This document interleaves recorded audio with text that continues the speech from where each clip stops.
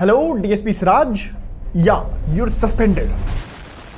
जी हाँ, 2025 की champions trophy के लिए इंडियन टीम की 15 मेंबर्स की स्क्वाड अनाउंस हो गई है और ये स्क्वाड क्या ही तगड़ी लग रही है यार। सबसे पहले एक बार इस टीम पर नजर डाल लेते हैं। सबसे ऊपर है कैप्टन रोहित शर्मा, फिर वाइस कैप्टन शुभमन गिल, फिर यशस्वी जायसवाल, विराट कोहली, श्रेयस अय्यर, केएल राहुल और ऋषभ पंत होंगे top order batters. Hardik Pandya, अक्षर पटेल, रविंद्र जडेजा और वॉशिंगटन सुंदर होंगे बॉलिंग ऑलराउंडर्स और कुलदीप यादव, जसप्रीत बुमराह, मोहम्मद शामी और अर्शदीप सिंह होंगे मेन बॉलिंग ऑप्शंस। अब इन 15 मेंबर्स के सिलेक्शन में बहुत कुछ ऐसा है जिसके बारे में बात करना बहुत जरूरी बन जाता है। सबसे पहली बात तो यह कि आखिर मोहम्मद सिराज, जो पिछले 2-3 सालों से टीम में कंसिस्टेंटली खेलते हुए आ रहे थे, टीम के लिए कोर बॉलिंग ऑप्शन थे और मुश्किल सिचुएशंस में टीम के लिए विकेट्स निकाल रहे थे। भला उन्होंने ऐसा क्या गलत करा कि वो इतने बड़े टूर्नामेंट से बाहर बिठाए गए हैं। पिछले 1 साल में सिर्फ 3 ओडीआई मैचेस खेलने को मिले हैं, तो ओडीआई परफॉर्मेंसेस पर तो उनको जज नहीं किया जा सकता। और अभी बीजीटी में वो इतनी शानदार बॉलिंग करके आ रहे थे,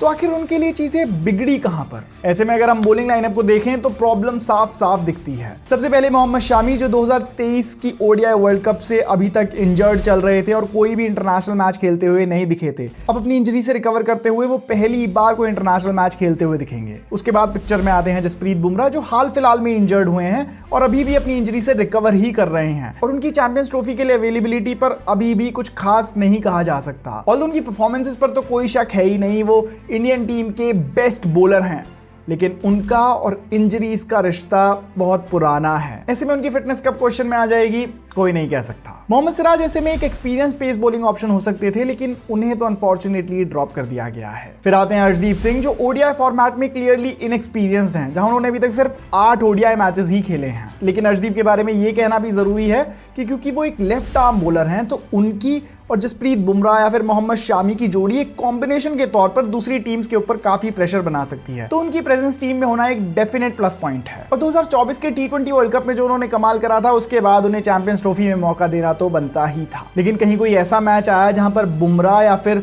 शामी की अवेलेबिलिटी पर क्वेश्चन हो और अर्शदीप सिंह को बॉलिंग लाइनअप को लीड करने की रिस्पॉन्सिबिलिटी लेनी हो, तो उस सिचुएशन में वो कैसा परफॉर्म करेंगे, ये देखना इंटरेस्टिंग होगा। फिर एक और बड़ी इंटरेस्टिंग चीज दिखती है कि हम 4 स्पिनर्स के साथ जा रहे हैं, वॉशिंगटन सुंदर, अक्षर पटेल, रविंद्र जडेजा और कुलदीप यादव। और अच्छी बात यह है कि दुबई की कंडीशंस में स्पिनर्स को खासा एडवांटेज मिलती है, तो ये चारों स्पिनर्स हमारे लिए किफायती साबित होंगे। इसके अलावा एक एडेड प्लस पॉइंट यह है कि इन चारों स्पिनर्स में से कुलदीप यादव की जगह बाकी के तीनों स्पिनर्स ही एक एडेड बैटर की तरह भी काम आते हैं, जहां अक्षर पटेल, रविंद्र जडेजा और वॉशिंगटन सुंदर टीम को मुश्किल सिचुएशंस में बैटिंग से भी नेविगेट करवा सकते हैं। और T20 वर्ल्ड कप में बापू अक्षर पटेल ने जो इंपैक्टफुल रोल निभाया था, अगर वैसा ही कुछ उन्होंने इस चैंपियंस ट्रॉफी में भी कर दिया तो यार मजे ही आ जाएंगे। टीम में बैटिंग पोटेंशियल की तो कोई कमी है ही नहीं। इनिंग के टॉप पर ही कैप्टन रोहित शर्मा और vice captain Shubman Gill inning को ओपन करेंगे। और थर्ड ओपनिंग चॉइस के तौर पर टीम में लिया गया है यशस्वी जायसवाल को, जिन्होंने अभी तक अपना ओडीआई डेब्यू तो नहीं करा है, लेकिन T20 और टेस्ट फॉर्मेट में जिस तरह की परफॉर्मेंसेज उन्होंने रिसेंटली दी हैं, उसके बाद उनका इंक्लूजन इस टीम में होना तो बनता ही था। और यही फैंस की डिमांड भी थी कि क्योंकि उन्होंने अभी तक अपना ओडीआई डेब्यू नहीं किया है, इसका मतलब ये नहीं होना चाहिए कि हम उन्हें चैंपियंस ट्रॉफी के लिए कंसिडर ना करें। और सिलेक्टर्स ने अब जब यशस्वी जायसवाल की तरफ देखा है और उन्हें एक बैकअप ओपनर की तरह टीम में लिया है, तो हम शायद इससे कई सारे फैंस काफी खुश हो जाएंगे। पर्सनली मैं तो बहुत ज्यादा एक्साइटेड हूं यशस्वी जायसवाल की बैटिंग को देखने के लिए। अगर उन्हें किसी भी मैच में ओपनिंग करने का मौका मिलता है तो I am sure he won't disappoint.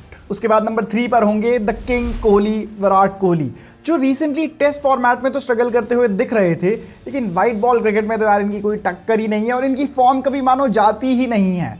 और इस टूर्नामेंट में यही इंडियन टीम की बैटिंग के बैकबोन होंगे। और जैसी परफॉर्मेंस इन्होंने 2023 के ओडीआई वर्ल्ड कप में दी थी, अगर वैसी ही परफॉर्मेंस की झलक या उसकी आधी परफॉर्मेंस की भी झलक इस टूर्नामेंट में दिख गई तो यार मजे ही बन जाएंगे, मतलब पूरा सिस्टम बन जाएगा। फिर आते हैं बैटिंग लाइनअप में श्रेयस अय्यर, जो मेरे हिसाब से इस टीम की one of the most important inclusions हैं, क्योंकि श्रेयस अय्यर की स्टोरी पिछले कुछ सालों में जो हमें देखने को मिली है वो वाकई इंस्पिरेशनल है। इसमें इतने सारे अप्स एंड डाउन्स हैं कि मैं आपको क्या ही बताऊं। यार आप खुद सोचो, कुछ टाइम पहले ही उनका BCCI कॉन्ट्रैक्ट छीन लिया गया था उसके बाद उन्होंने जिस तरीके से क्रिकेट में कमबैक किया है, डोमेस्टिक क्रिकेट में जिस तरीके से परफॉर्मेंस दी है, जिस तरीके से टूर्नामेंट जीते हैं, एक आईपीएल जीता है और आज फिर से वो इस इतनी बड़ी इंटरनेशनल स्टेज पर आकर खड़े हो गए हैं जहां वो चैंपियंस ट्रॉफी की स्क्वाड में खेलते हुए दिखाई दे रहे होंगे। ये मेरे हिसाब से अपने आप में ही एक बहुत बड़ी बात है। अभी पिछले 1 महीने के अंदर ही विजय हजारे में 2 सेंचुरीज लगा कर आ रहे हैं और काफी फॉर्म में दिख रहे हैं। और अगर हम याद करें तो 2023 के ओडीआई वर्ल्ड कप में भी इन्होंने 2 बहुत इंपॉर्टेंट सेंचुरीज लगाई थी और विराट कोहली और रोहित शर्मा के बाद यही इंडियन टीम के लीडिंग रन गेटर थे। तो मैं श्रेयस अय्यर की रीसेंट फॉर्म से तो इंप्रेस्ड हूं ही और सेलेक्टर से भी काफी इंप्रेस्ड हूं कि ऑल्दो उन्होंने कुछ टाइम पहले उनसे उनका बीसीसीआई कॉन्ट्रैक्ट ले लिया था, लेकिन वापस उनका मेरिट देखकर, उनकी परफॉर्मेंस देखकर, उनकी डेडिकेशन देख के वापस उन्हें टीम में एक और मौका दिया है। और यार इस बात पर तो सेलेक्टर्स की भी तारीफ बनती है, क्योंकि आप जब एक डिसीजन लेते हो तो आप चाहते हो कि उसी डिसीजन पर अड़े रहो, लेकिन बीसीसीआई ने जिस तरीके से उनको पहले हटाया और फिर उनकी इंप्रूवमेंट देखकर टीम में उनको वापस ले लिया, ये बीसीसीआई की भी मैच्योरिटी दिखाता है, सेलेक्टर्स की भी मैच्योरिटी दिखाता है और इस बात पर तो उनको हैट्स ऑफ। आप श्रेयस अय्यर की टीम में इंक्लूजन के बारे में क्या सोचते हो, मुझे कमेंट्स में जरूर बताइएगा। अगले टॉप ऑर्डर बैटर हैं केएल राहुल, जो बड़ी इनिंग्स खेलने के काबिल हैं। उनमें बड़ी इनिंग्स खेलने का टेम्परामेंट है, वो पेशेंस है, वो जानते हैं कि अपनी इनिंग को किस तरीके से पेस करना है, मैच की सिचुएशन के हिसाब से बैट कर सकते हैं। और यही बात केएल राहुल को दूसरे सभी बैटर्स से अलग बनाती है।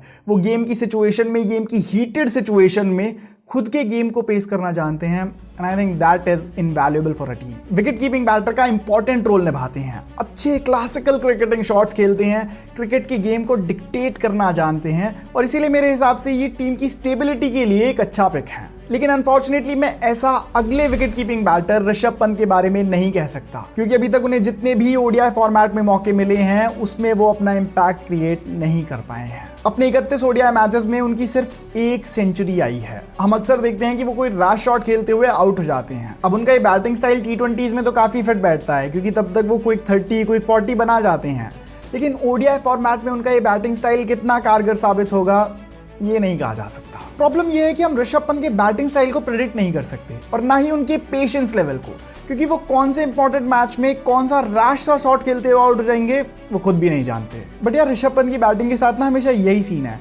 कि अगर आप लॉजिक के साथ और दिमाग लगा के उनकी बैटिंग को देखोगे तो आपको उनकी बैटिंग समझ नहीं आएगी, लेकिन एज अ फैन बॉय जब आप मैच देख रहे होते हो तो ऋषभ पंत ही उस तरीके के बैटर हैं जिन पे आप ये दाव लगा सकते हो कि हाँ यार ये प्लेयर यहाँ से भी ये मैच पलट देगा, ये किसी भी पॉइंट से मैच को जीत की तरफ ले जा सकता है। तो आई थिंक उस फैक्टर के लिए Rishabh Pant is a great pick and I hope कि चैंपियंस ट्रॉफी में ऋषभ पंत अपना जोरदार इंपैक्ट बना दें। टीम के अगले प्लेयर हैं हार्दिक पांड्या, जो मेरे हिसाब से तो टीम के वाइस कैप्टन होने चाहिए थे, क्योंकि जब बात आती है टीम की लीडरशिप की या फिर टीम में इंपैक्ट बनाने की तो मेरे हिसाब से अभी इंडियन टीम में कोई हार्दिक पांड्या के आसपास भी नहीं आता। मुश्किल से मुश्किल सिचुएशंस में जहां दूसरे प्लेयर्स तो फुस हो जाते हैं, वह हार्दिक पांड्या मानो एक अलग ही पीक अनलॉक कर लेते हैं। और जो उन्होंने 2017 की चैंपियंस ट्रॉफी में पाकिस्तान के अगेंस्ट करा था, अगर वैसा ही कुछ हमें इस बार भी देखने को मिल जाता है तो यार एज फैंस हमारे तो मजे ही मजे हो जाएंगे। इसके अलावा बैटिंग डेप्थ जाती है अक्षर पटेल, रविंद्र जडेजा और वॉशिंगटन सुंदर तक, जिनको हमने कई बार देख लिया है कि इंपॉर्टेंट मैचेस में, डिफिकल्ट मैचेस में ये लोग भी रन बनाने के काबिल हैं। और हाँ, शुभमन गिल के बारे में बात करना तो हम भूल ही गए।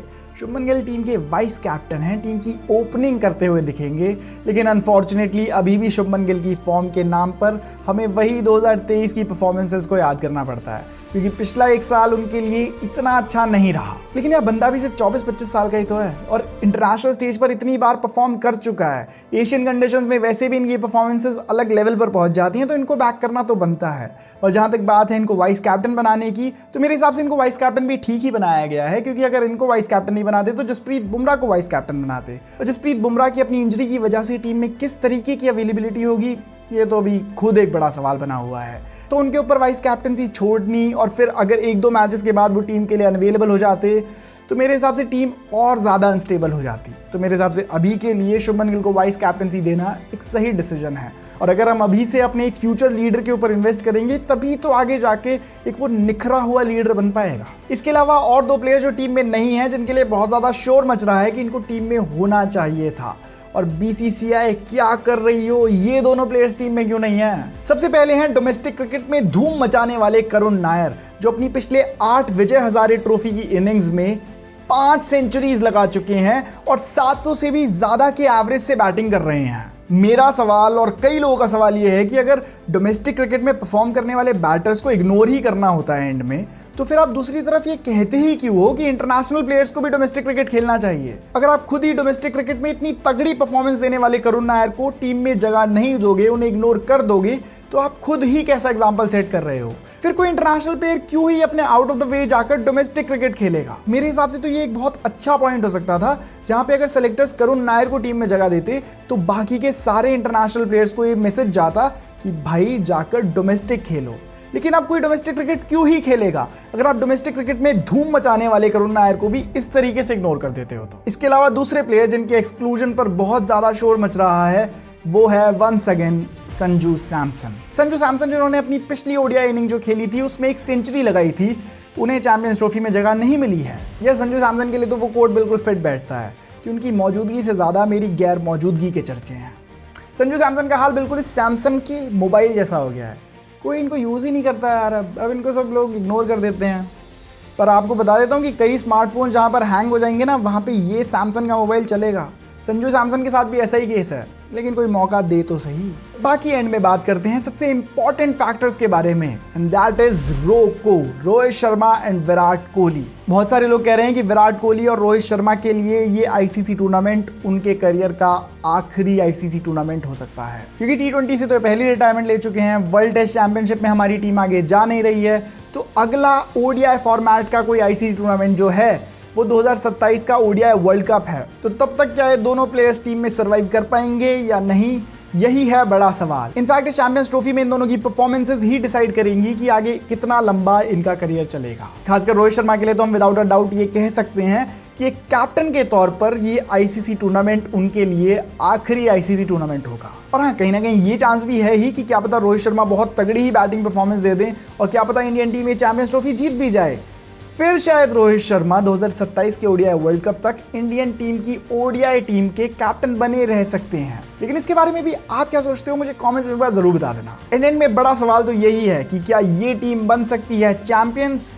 मुझे अपना जवाब कमेंट्स में बता दो, मैं आप सबके कमेंट्स पढ़ूंगा और रिप्लाईज भी कर दिया करूंगा। और अब एंड में आ गया है सबसे बड़ा सवाल कि क्या ये टीम बन सकती है champions of the ICC champions trophy 2025। अपना जवाब मुझे कमेंट से बता दो। टीम में आपको क्या चीज़ें अच्छी लग रही हैं, क्या चीज़ें इतनी अच्छी नहीं लग रही हैं, वो भी कमेंट्स में बता दो। कमेंट्स के द्वार आपके लिए खुले हैं। वीडियो अच्छी लगी है तो वीडियो को लाइक कर दो, चैनल को सब्सक्राइब कर दो। मैं मिलूंगा आपको अगली वीडियो में, तब तक सायोनारा, बाय बाय।